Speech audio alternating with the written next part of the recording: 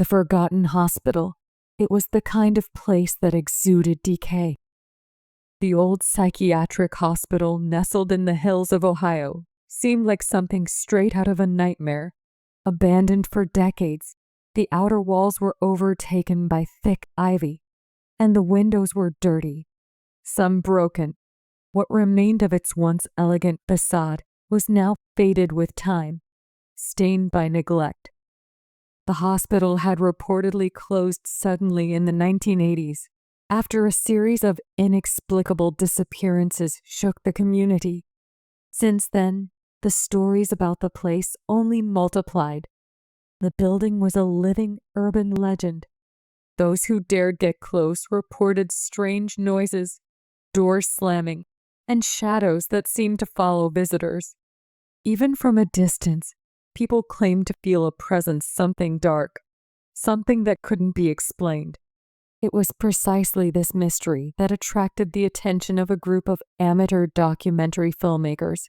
Led by Jake, a paranormal enthusiast, the team included his younger sister Emma, the technical mind behind the cameras, Lucas, a skeptic and former history professor, and Sarah, a psychic sensitive who always claimed to feel energies wherever she went.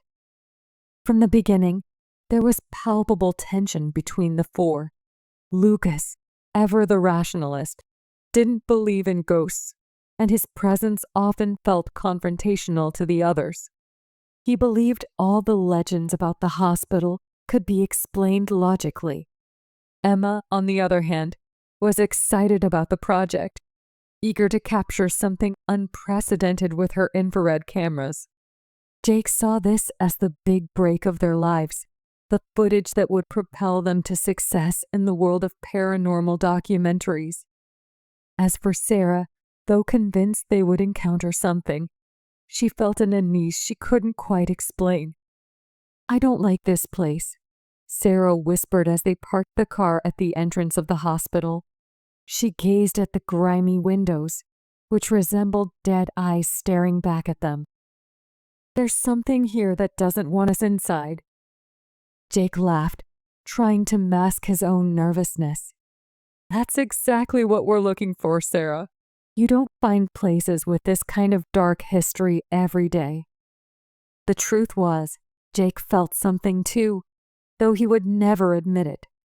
Ever since he started researching the hospital, he had been having strange dreams, nightmares, where he ran through endless hallways, always with a dark presence just behind him, almost touching him, but never quite reaching him.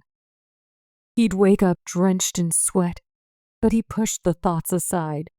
Now, standing on the edge of the unknown, he could no longer ignore that nagging feeling that something was wrong.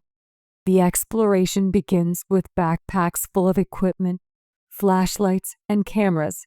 The group crossed the rusty gate and entered the hospital's darkness. The smell of mold and abandonment was almost palpable. The silence inside the building was oppressive, so thick it seemed to swallow their voices.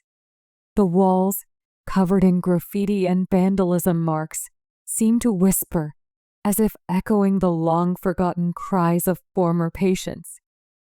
The first floor was essentially one long hallway with doors leading to former patient rooms. Rusty beds were still there, with torn and filthy mattresses. It was easy to imagine the chaos that must have ensued when the hospital was evacuated. Jake ran his hand across one of the beds and looked at Lucas. "Do you still think it's just a legend, Lucas?" Lucas sighed, adjusting his glasses. "Most of it, yes. There's no official record of disappearances. What we have here is more likely a case of mismanagement and the hospital closing down." Ghost rumors sprang up because people didn't want to face the simple reality of neglect. Sarah was silent. She walked slowly down the hallway, touching the walls as if trying to sense something beyond the physical. Suddenly, she stopped in front of a door. Her face went pale. "Something terrible happened here," she whispered. "I can feel it." They couldn't get out, Emma, always behind her camera, recorded every reaction. The glow of the flashlight illuminated the tense faces of her friends. They were all feeling the weight of the place, even if Lucas was trying to rationalize it. They climbed the stairs to the second floor, where the isolation wards were located, where the most dangerous or problematic patients had been kept. That's when the atmosphere began to change. The second floor, as they walked through the corridors of the second floor, their footsteps echoing on the cracked tile floor, the group began to feel an increasing sense of oppression. The isolation rooms still had heavy doors, some with small observation holes where nurses used to check on patients. Lucas, although skeptical, nervously glanced into one of the cells, where scratch marks could be seen on the wall, as if someone had desperately tried to escape. "You think that's normal?" Jake asked sarcastically. Lucas didn't respond, just stared in silence. Sarah stopped suddenly ahead of the group, breathing heavily. "They're still here. I can hear whispers." "They're not at peace." Lucas scoffed. "Whispers? That's just the wind, Sarah. This place is falling apart." But before he could finish his sentence, a loud noise echoed down the hallway like something metallic being dragged. The sound was followed by a sharp bang, and suddenly one of the isolation doors slammed shut violently, making everyone jump. Emma, still filming, muttered, That was just the wind, right?" Jake swallowed hard. Must have been. But he no longer believed his own words. The group continued, but now in silence. Something was wrong.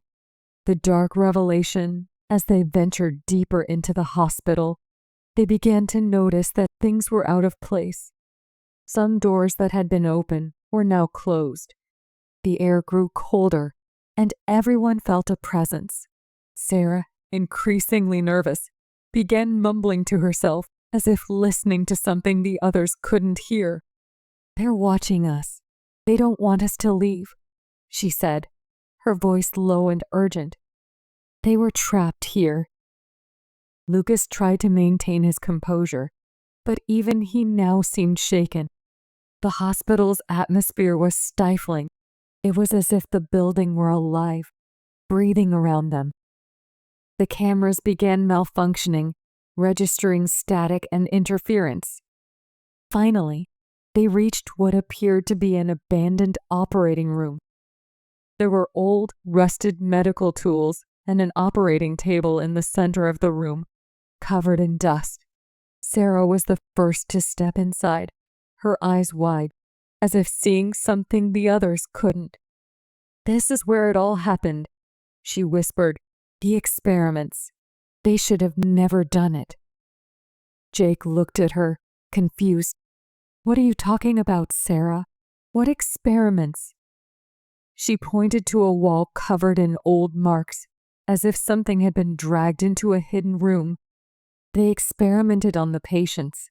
Horrible things. They locked them up and never let them leave." Lucas, trying to regain control, laughed nervously. "This is ridiculous. We're letting the atmosphere get to us."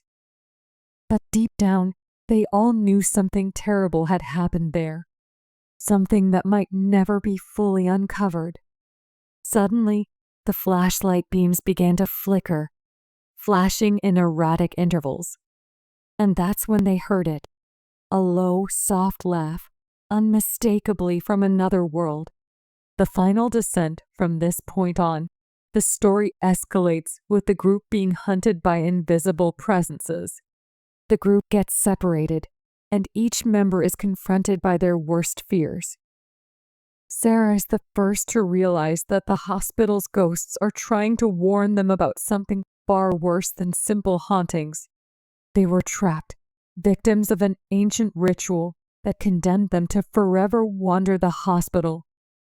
The story's climax involves Jake and Emma uncovering the truth about the experiments. The hospital was actually a testing center for a government project that went out of control, turning the patients into violent entities trapped between the world of the living and the dead. In the end, only one member of the group escapes, but they carry the psychological scars of the events, knowing they can never tell the truth without being discredited.